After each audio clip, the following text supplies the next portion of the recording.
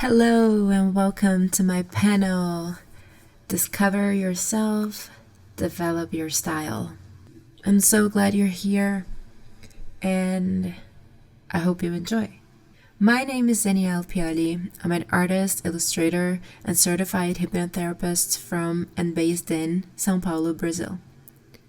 So if I get anything wrong, like in English, know that it's not my first language. All right. So as an artist, I have studied with great teachers, including Bobby Chiu, and I have been working independently since 2010. Last year, I exhibited here at LightBox Expo in person, and it was such an amazing experience that I really wanted to join again this year in this online edition.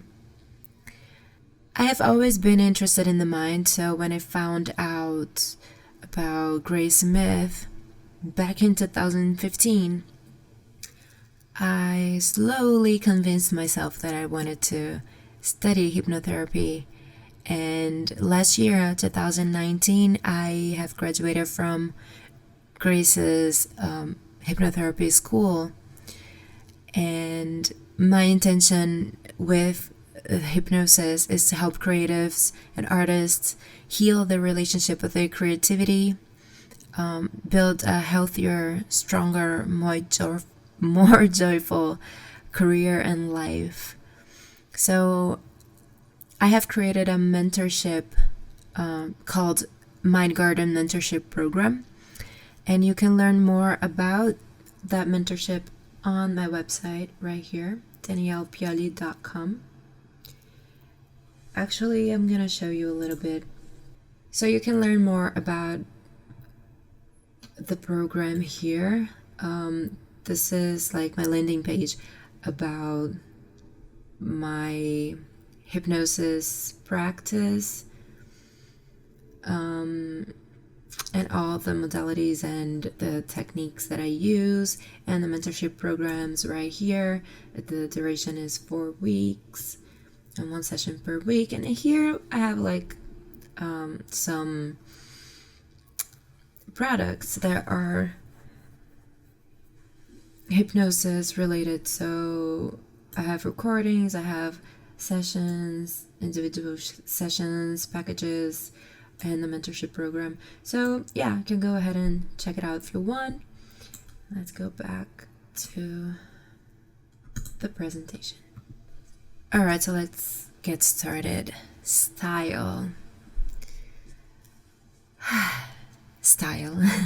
Different from common belief, your art style isn't something that you find. It isn't something that is laying somewhere waiting to be discovered and owned, and it's yours and it's gonna be yours for the rest of your life when you find it. That's not how it works. You begin developing your style when you start discovering yourself, your tastes, your favorite subjects, when you consciously begin to understand who you are. This process of discovery shouldn't be focused on finding an art style, but finding yourself. That being said, we don't always consciously know what we like, why we like it, etc. So it takes some effort to properly figure yourself out, and that is great. We need more conscious time spent on ourselves. So style is not something you find, but something you develop. So as you discover who you are, what you like, what you dislike, the subjects you love to talk about, the way you view the world, you find out that your art style is in fact you. Okay, how to develop your art style. 1. Study your references and influences. Okay, so let's take some time to go to Pinterest or Google Images, whatever you want to use, and search your favorite artists. You can select your favorite works by your favorite artists. You can make a collage with them or have them on a Pinterest panel or a folder in your computer. Here for this demonstration, I'm gonna go to Pinterest and I'm gonna search Claire Keane. Oops.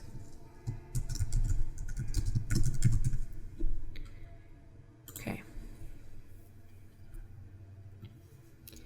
All right, beautiful works by Claire Keane. She's one of my favorite. All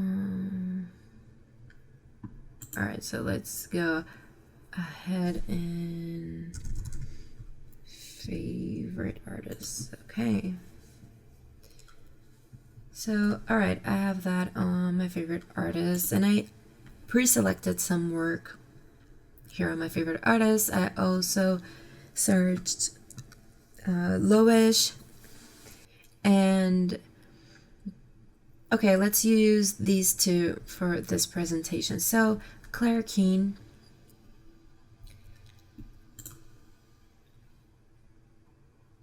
So you can go ahead and grab your phone or tablet or go to your computer and search your favorite artist. Just select a few images, and I don't know if you're feeling excited about this exercise, so you can go ahead and search more artists that you love, collecting your favorite pieces on Pinterest or in your computer, whatever that makes sense to you. Alright, so we selected our favorite works on Pinterest. Great. Grab a piece of paper or open a note app on your iPhone or whatever phone you have and observe the images and answer these questions. Why do you like it? I really love this. I love how soft and loose it looks. Like it's just suggesting the background, the people on the background. I love how the lines are super loose and like a sketch. And it looks like she didn't give like much thought to the lines that she made, but that's not true. I know those are deliberate lines that she meant to put where they are. But I love that it looks like it's just a quick little sketch and everything's very loose. And I love the color of the background, everything the same color, bringing these two characters to the foreground. I love these leaves. They're just suggesting some leaves. The little characters in the background, so cute. I love it. Let's see another one. This one looks so good. This is from her book, a book that she illustrated. And I love the leaves here. It's just a suggestion of the mass of the leaves, and some of them are individually painted with a soft watercolor. These colors are beautiful. I love the little dog here, super cute. The colors are so beautiful together. The background just kind of suggesting what is going on there. Really soft, really beautiful. I love how the tire swing is like a frame to the character, bringing her to like our focus point. Here is like pure white behind her, and there's this dark circle here, so it's a frame around her, and that's very beautiful. I love this. And the character is just so, It looks such a simple design, but it's still so appealing, and you can see the emotion, and it's that lovely feeling that's just like she loves those fairies, and you can see that. Look at her little face, her little smile, how she's touching the little fairy here on her shoulder. It's really beautiful. And yeah, I love that kind of line work that is not very defined, not perfectly straight and accurate, but suggesting things and being organic, I think. And you can go ahead and do that to your own favorite artists. So, what is the thing that stands out the most? In this case, I think what stands out the most is the line work with that washed watercolor, very soft. It's just everything is so soft, and everything just suggests things. It's not like it feels like it's flexible, and you can imagine. It leaves room for imagination, like those trees back there or those leaves. It's not everything defined for you. It's really soft, and you can feel the mood. You can feel like the atmosphere. It's beautiful. What is one thing that this artist does differently? Again, I think I'm gonna go back to the lines, the line work. Very soft, very loose, and still very accurate, but it doesn't tell the whole story. It leaves room for imagination. It leaves room for your own suggestion on the piece. And it's not a conscious thing when we look at this. It's not a conscious thing like, I wonder how those trees on the background look like in real life. It's not a conscious thing. It's like it's in the subconscious. It's below that, and you just look at it, and there's room for you to wonder. And yeah, I think like those lines, her line work is what she does differently, in my opinion. Also, the color, the watercolor being really soft, almost like pastel. How can I apply those things to my own work? I could use more of those simple lines, suggestive lines, loose lines. I tend to have everything like blocked and finished. Like there's no room for imagination. It's just, it is what it is. It is what I gave you, and period. I would like to have that looseness and softness, I guess. Yeah, I think that would be really cool to my work. Okay, so you can do that with me, like right now. Or you can go ahead and write down those questions and then, take your time to figure out on your own.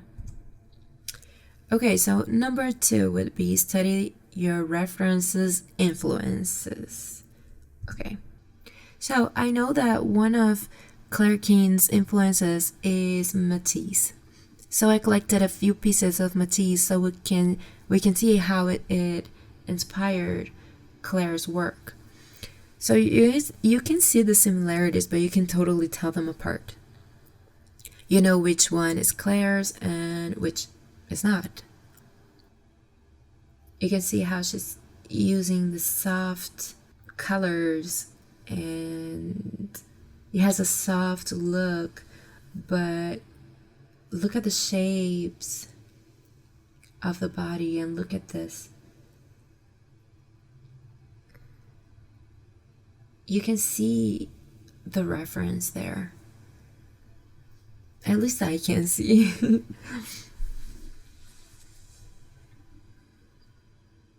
Look how her leg is curvy here. Look at that.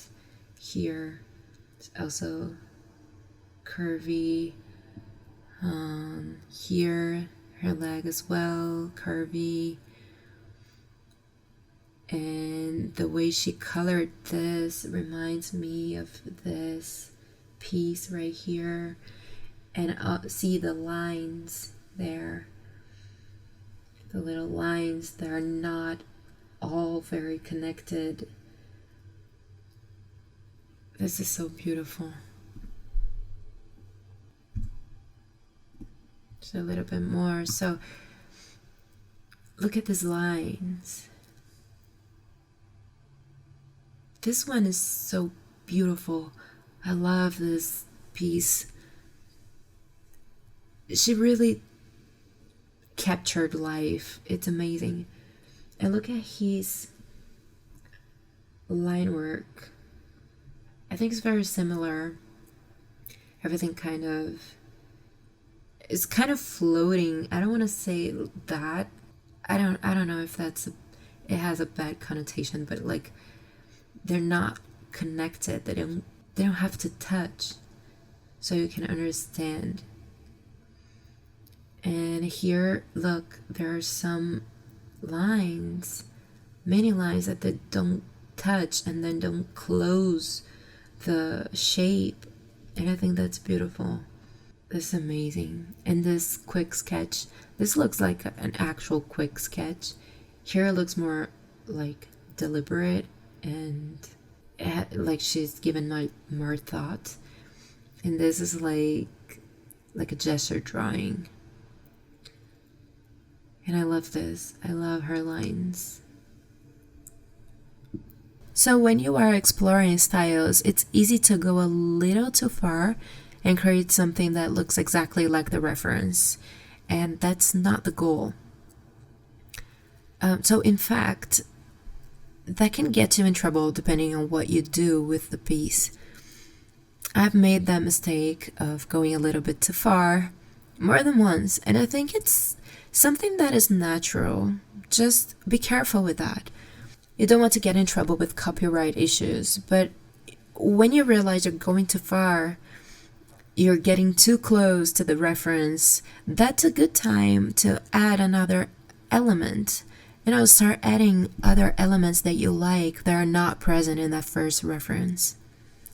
For example, here, Claire uses similar shapes to Matisse, but she still adds those soft colors, those soft edges. There's still that soft feeling and atmosphere that is Claire's and not Matisse's. Here as well, you can see that. You can see here on a little bit of background. Also, the faces that she draws is different. It's like more soft, more like a true children's book. Really, really pretty. So there are these other elements that distinguish a lot, but you can still see that they are, related, that one thing inspired the other. So it's always a process and a journey, and I think it's okay to copy your reference if it's for study purposes only, because copying helps you get inside the mind of the creator a little bit. You are forced to use their lines, their angles, their shapes. And to me, it helps getting me out of my own drawing habits that are keeping me stuck. It's like it's unlocking a new possibility, unlocking a new way of drawing. Like my brain is finally making another connection, and now I can draw this way because I never did before, because I never went there before. And like copying, you are first to do that if you really want to copy. So when you're doing a copy exercise, try to really copy like exactly what you see, and I think you're gonna find that you kind of expand your, I don't know how to say it, you kind of expand the possibilities of your own like hand on the paper. And here is Loish's example. So I know she likes Leyendecker, and I hope I'm pronouncing that right. Anyway, and you can also see the similarities, but you can totally tell them apart. Loish's colors are at least here, but many of those of her illustrations use different colors than Leyendecker, except for like the skin and hair. Sometimes she uses that skin tone and kind of, but I've seen more stuff like this. Like it's not like an actual like beige color for the skin or like whatever. But there's pink here, and there are like bluish tones. But you can see how similar they are, like the lines here, lines on the edges. And Loish blocks her colors the same way you can see here.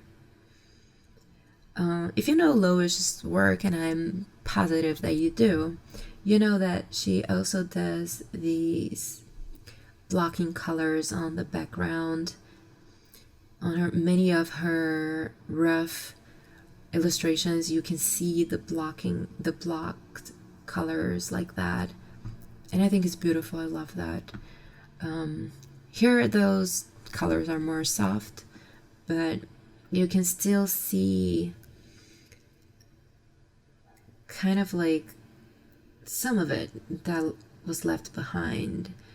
Here, like a little highlight and the line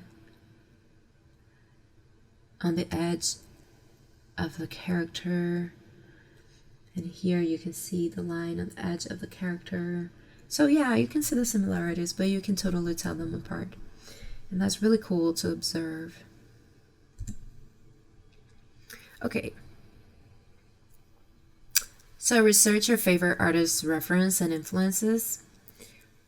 You can find an interview with them, or maybe they posted something about their influences and stuff like that. Loish used to post her influence map, and if you want to do that too, create your own influence map and go researching each one individually, I highly recommend it. It's a very, very cool way to do this exercise. So observe your favorite artist's work and their influences work, and answer to these questions. What is similar? What is different? How is my favorite artist's work unique compared to their influences? What makes them them? How can I apply that to my work? So what you can do here is, for example, Loish. You can find her influence map and take a look at all of her influences and look at her work. And for example, here we can see the similarities, and we can see that, for example, her design of the character, like the actual design, the shapes of her head and the shape of her body, it's not the same thing. It's very different. So You can look at all her references, or like a few of them, and see from where she collected those elements. You know, the colors, the face design. I don't know how she draws or paints hair, or the ideas, the concepts for her illustrations. This very whimsical illustration. So, like the ideas and the concept for those kinds of illustrations, and you can, understand how it was built, and figure out how you can apply those things to your own work. Not the same elements, but like the collecting the elements to your own work. Great job. Let's assume you did the work already. Number 3 is experiment. So, a big part of developing your art style is experimenting. Experiment with mediums and other modalities of art.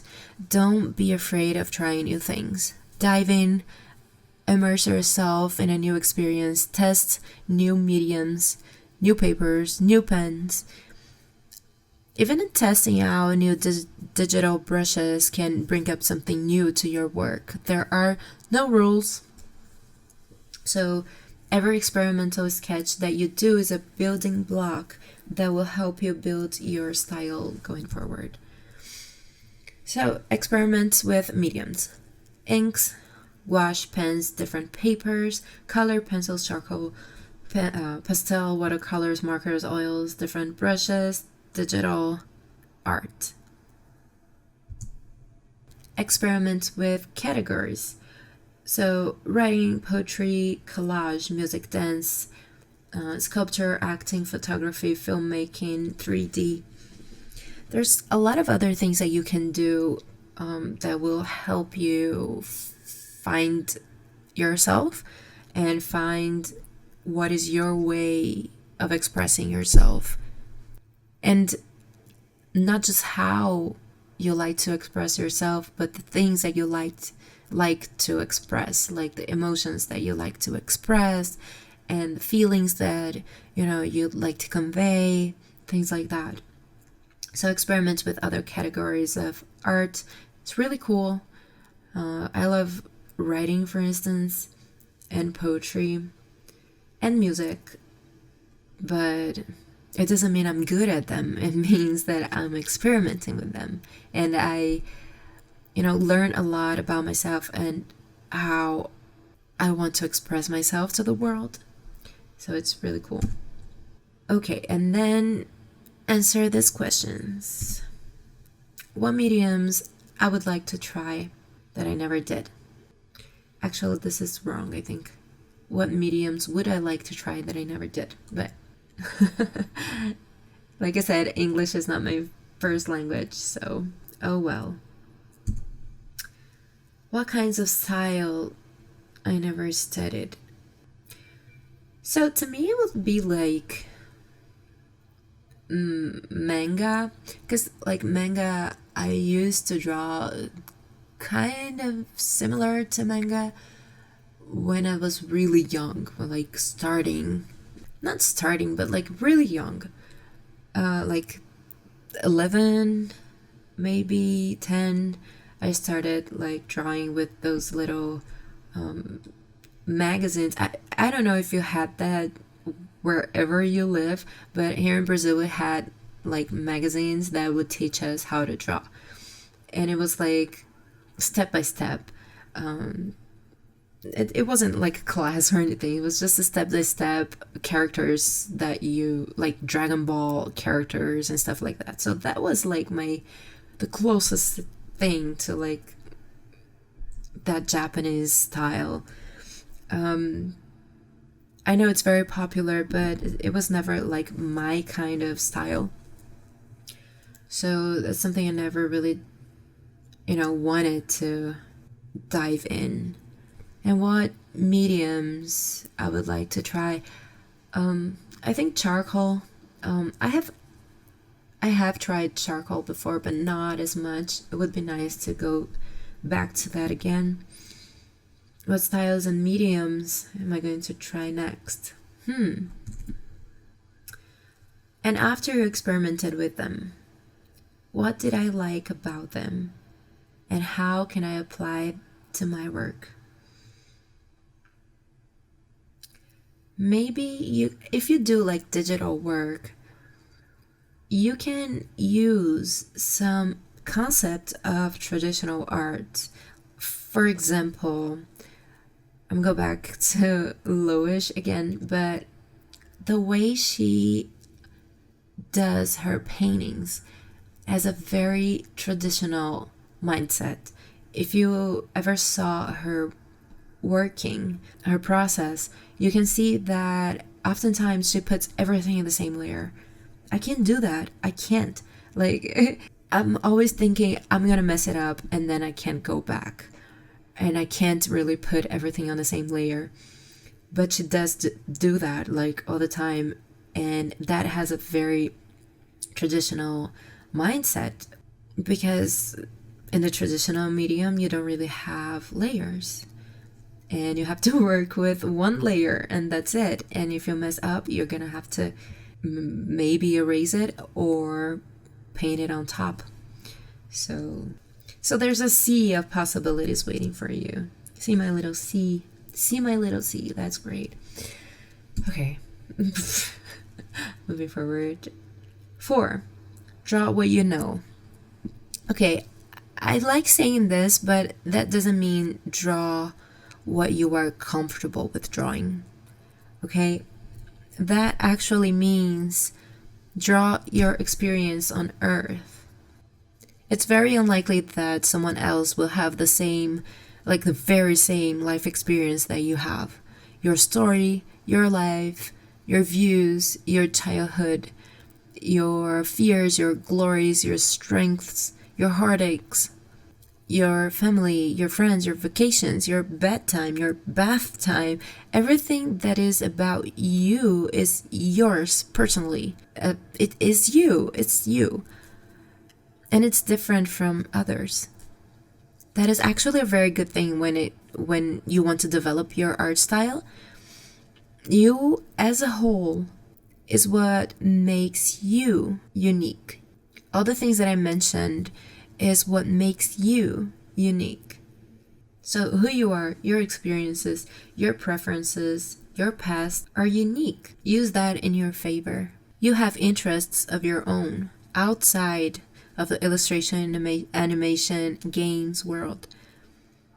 Maybe you speak other languages, maybe you used to dance ballet, maybe you played soccer, maybe you practice a specific religion. Maybe you have all that in your life resume. Use what you know, your interests, your life experience as elements in your work.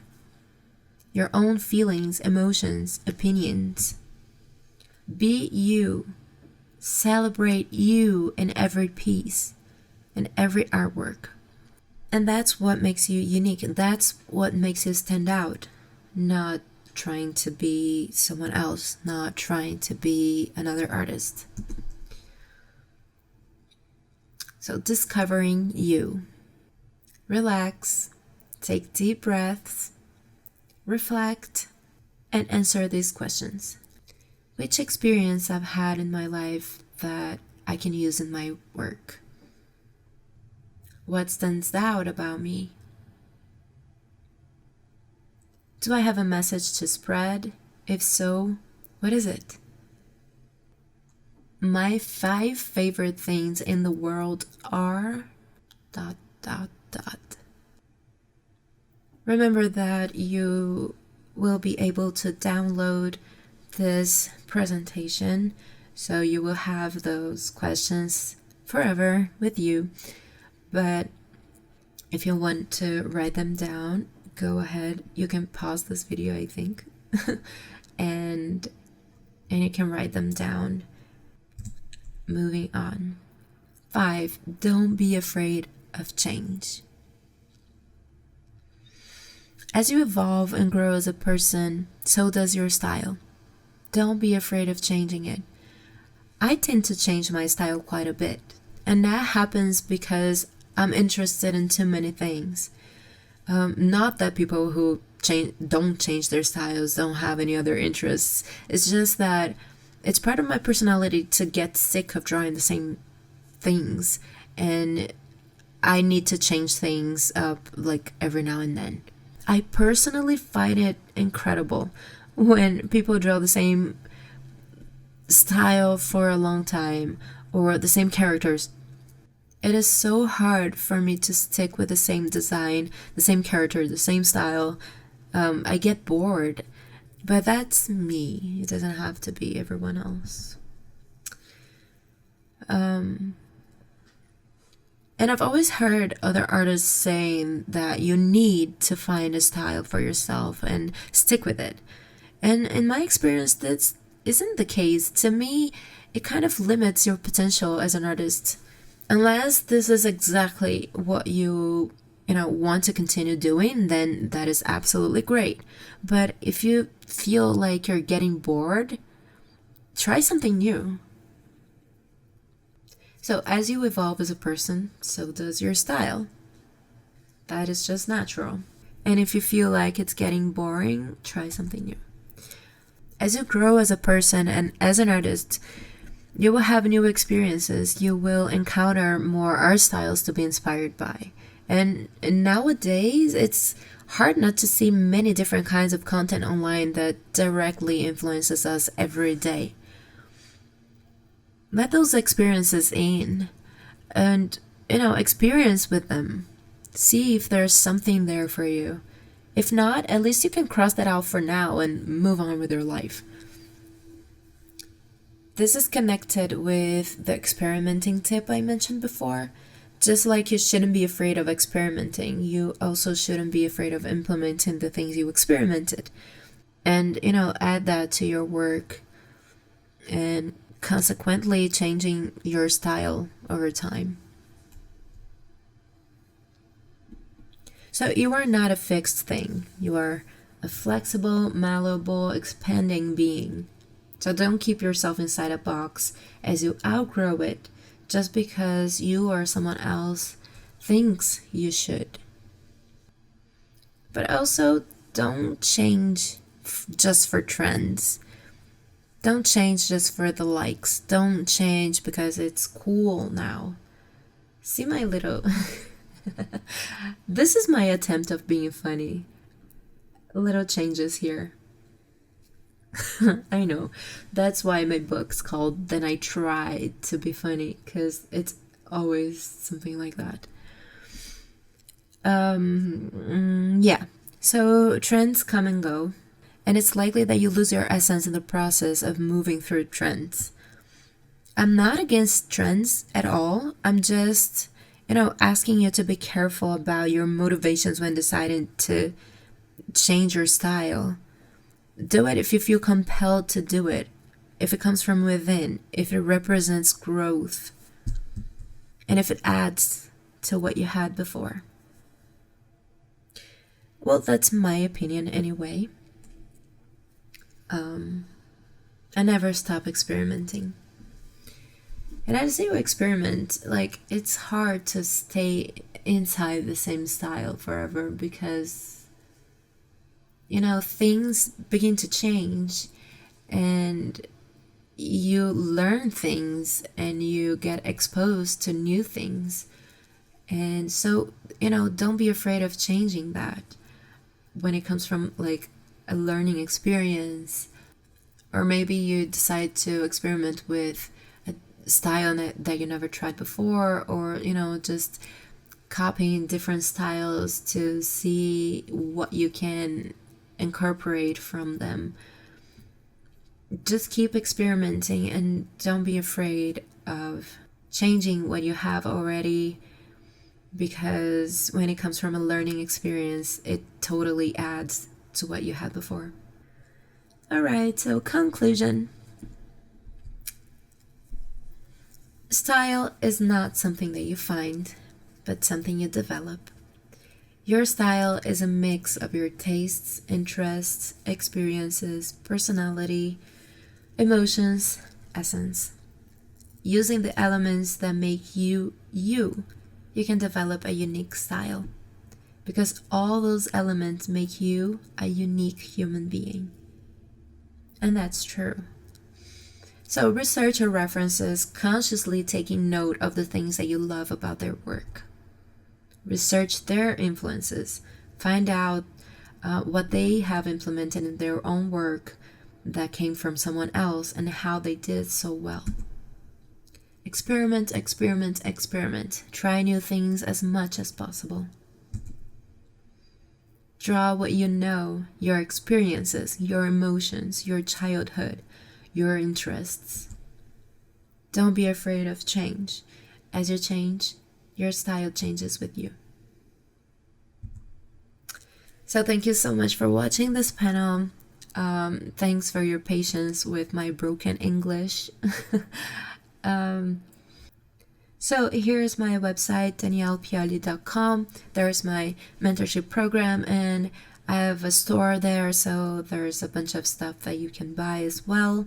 Here's my email. If you have any questions about anything, go ahead and write me an email.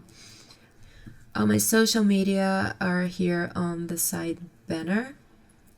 If you want to see my full schedule, go to daniellepioli.com/LBXO. Okay, so go ahead and subscribe to my channel. It helps so much.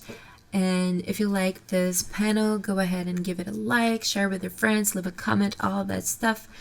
And yeah, I'm hoping you're having an amazing experience on LightBox Expo Online this weekend.